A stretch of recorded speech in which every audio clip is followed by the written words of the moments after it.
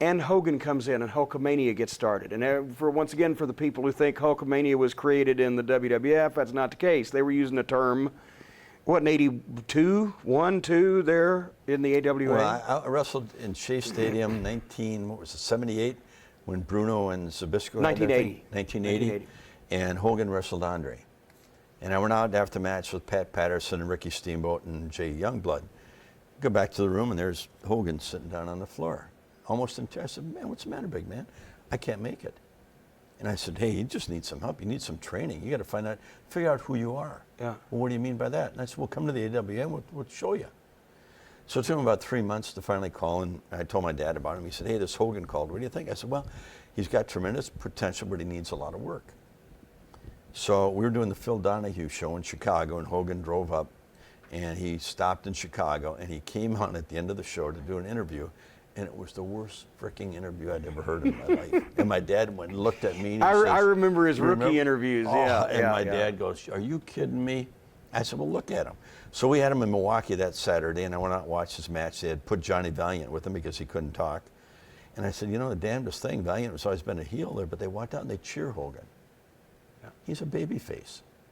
He said, well, let me talk with him. So he talked to him and kind of got his personality out of him. He says, well, hey, you're not a heel, man. You got to learn who you are and be you. So Vern took the Rocky movie where Hogan hit Rocky and Rocky hit the mat and he looked up at him. We'd show him that part, just showing how big Hogan was, and let him do a little interview. He got him posing and doing that, and then he had Jim and I work out with him in the daytime, and then at night put him in 6-man tags with us, and we'd only get him in the ring when we had control. You know, get Nick's arm, twist the arm, drop a leg on it, tag out. And then he started getting the feel for it and the flow of the match. And timing, and then how long to take and how long to mill. Right. Chicago, we jumped in the ring there at the Rosemont.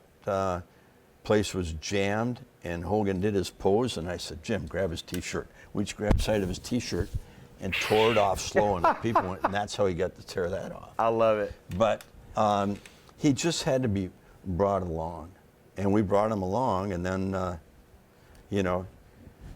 he stuck it to us.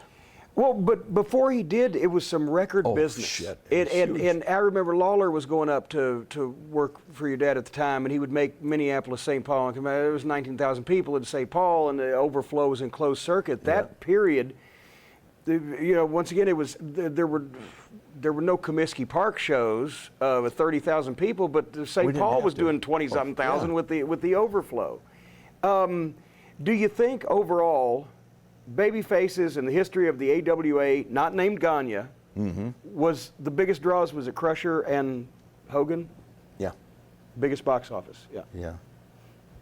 What about heels? Who were the most important heels? Well, God, I mean, each year was different. Kiniski was huge when he was there. When you go back that far. And Billy Superstar Graham, when he came in, they had never had a big bodybuilder like that. He couldn't work a lick, but Wahoo made him with those strap matches and stuff. And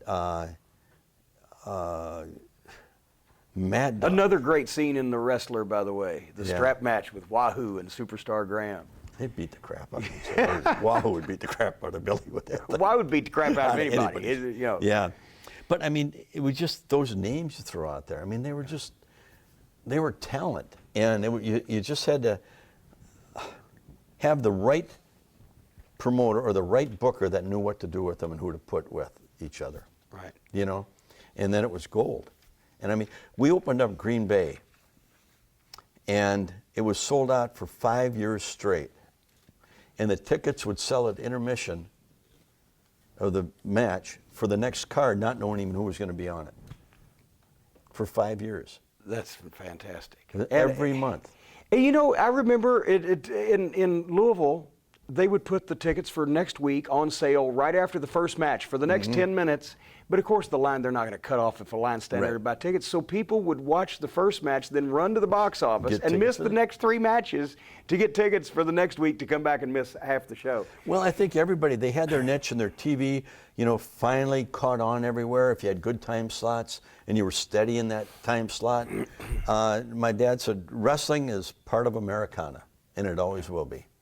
It's an American art form. Yes, and it is. and we've lost the thing that made it that flavor, the idea of building a conflict and inciting people's emotions rather than a performance that elicits applause. It was a conflict that made you pick sides. And how many of the matches that you watch, if you watch 5 matches in a night, how many of them were the same? Almost all of them. Well, just as long as somebody can shoot somebody in the corner and when they run in, put the boot up. That's all. Well, that's all now. I care about. Yeah. That's all I care But about. I mean, want to see that but- every match. But back in our day, hardly you always watch the match and try to not do anything that was done before. Yeah. Now, shit, every match on TV is the same thing. Don't- and you got 3 hours of it. Don't clothesline anybody. Whatever. Yeah. Oh, then now they can't have a match. Yeah. But we touched on it earlier. But